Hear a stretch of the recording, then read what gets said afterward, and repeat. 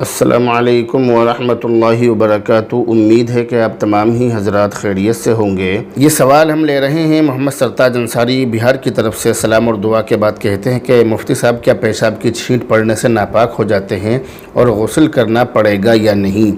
یاد رکھیے کہ استنجا کرتے وقت یا کسی ناپاکی کو دھوتے وقت انسان کو اس بات کا خیال رکھنا چاہیے کہ اس کی چھینٹیں زیادہ نہ اڑیں اور دور تک نہ پھیلیں۔ اس بات کا خاص دھیان رکھا جائے، اور یہ بات بھی دھیان رہے کہ استنجا کرتے وقت جو چھینٹیں بدن پر پڑتی ہیں وہ چھینٹیں ناپاک ہوتی ہیں، ان کا 3 مرتبہ دھونا ضروری ہے۔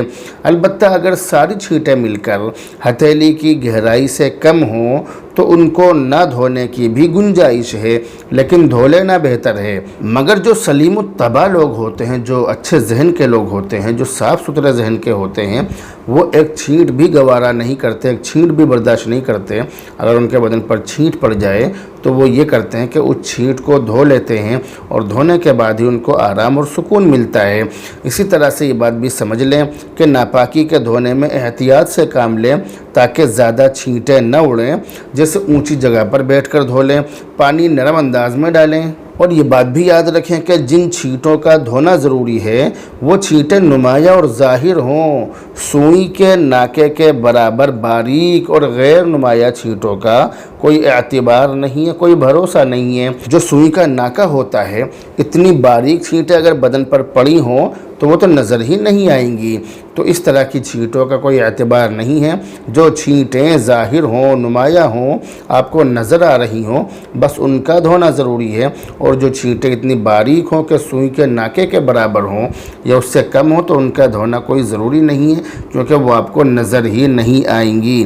اور یہ بھی یاد رکھیں کہ چھینٹوں کا صرف وسوسہ نہ ہو، خیال نہ، یعنی ذہن کے اندر صرف شک نہ ہو، یقین ہو، کیونکہ صرف وسوسے کا اگر معاملہ ہے تو اس طرح کے وسوسوں کے پیچھے نہیں پڑنا چاہیے۔